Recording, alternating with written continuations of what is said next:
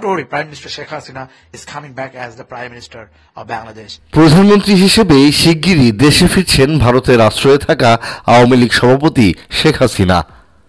বুধবার ভারতের সংবাদ সংস্থা এএনআইকে দেয়া সাক্ষাৎকারে এমন দাবি করেছেন যুক্তরাষ্ট্র আওয়ামী লীগের সহসভাপতি doctor Rabbi Alam.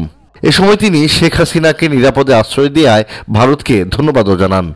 So we are also thankful to the people of India. Doctor Rabbi আলমের মতে বাংলাদেশের সাম্প্রতিক রাজনৈতিক পরিস্থিতির জন্য তরুণ প্রজন্মকে দোষ দেওয়া ঠিক হবে না। তিনি বলেন, তরুণ প্রজন্ম একটি ভুল করেছে, কিন্তু এটি তাদের দোষ নয়, তাদের কারসাজি করা হয়েছে। Kota protest was hijacked. রাব্বি আলম বলেন, বাংলাদেশ এখন আক্রমণের মধ্যে রয়েছে এবং এই সংকট আন্তর্জাতিক সম্প্রদায়ের হস্তক্ষেপে সমাধান হওয়া দরকার। Bangladesh is under attack. একটি রাজনৈতিক অভ্যুত্থান গণতন্ত্রের অংশ হতে পারে, কিন্তু বাংলাদেশে যা ঘটছে তা নয়। এটি একটি সন্ত্রাসী বিদ্রোহ বলে দাবি করেন তিনি। Bangladesh is facing the rise of the terrorism. বাংলাদেশের রাজনৈতিক সংকটের প্রেক্ষাপটে আওয়ামী লীগের বহু নেতা ভারতে আশ্রয় নিয়েছেন বলে জানান তিনি।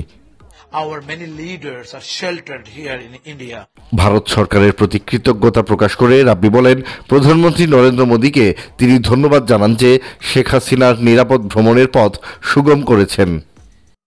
Sheikh Hasina is the current Prime Minister, but এছাড়া বাংলাদেশের বর্তমান উপদেষ্টাদের পদত্যাগের দাবি জানিয়ে এই আওয়ামী লীগ নেতা বলেন, তাদের ফিরে যেতে হবে যেখান থেকে তারা এসেছে। রাব্বি আলম জোর দিয়ে বলেন, শেখ হাসিনা প্রধানমন্ত্রী হিসেবেই ফিরে আসছেন, কিন্তু এই সংকট তরুণদের ভুল নয়, বরং তাদের বিরুদ্ধে ষড়যন্ত্র করা হয়েছে। the message for the people of Bangladesh that she is coming back and we will come back. রাব্বি আলমের এই সাক্ষাৎকারটি ভারতের মূলধারার অন্যান্য সংবাদ মাধ্যমও প্রকাশ করেছে। I am Dr. Rabi Alam. I came from United States. বিতর্কিত এই আওয়ামী লীগ নেতা এর আগে 2023 সালে আলোচনায় আসেন আমেরিকার আদালতে দেশটির তৎকালীন প্রেসিডেন্ট জো বাইডেনের বিরুদ্ধে মামলা করে। বাংলাদেশের সুষ্ঠু নির্বাচনের বাধাদানকারীদের আটকাতে আমেরিকা বাংলাদেশের জন্য নতুন ভিসা নীতি ঘোষণা করার পরিপ্রেক্ষিতে মামলাটি করেন আমেরিকা প্রবাসী রাব্বি। তবে এমন কাজের কারণে তার সঙ্গে সম্পর্ক ছিন্ন করে বঙ্গবন্ধু পরিষদ। এছাড়া গত 15 নভেম্বর আমেরিকার আদালতে বাংলাদেশের অন্তর্বর্তী সরকারের প্রধান উপদেষ্টা ডক্টর মোহাম্মদ ইউনূসের বিরুদ্ধেও মামলা করেন এই রাব্বি। মামলা দায়ের করার সময় আদালতের ফি হিসেবে রাব্বি $402 জমা না দেয়ায় কোনো শুনানি ছাড়াই সেটি খারিজ হয়ে যায়।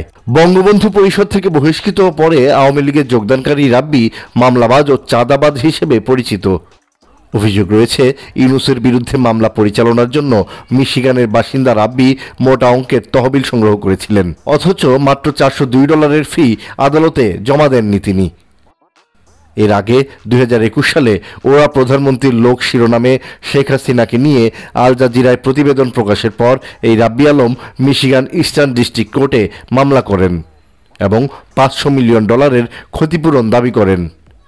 অভিযোগ ওঠে, এই মামলা নিয়েও মোটা অঙ্কের চাঁদাবাজি করেন রাব্বি আলম।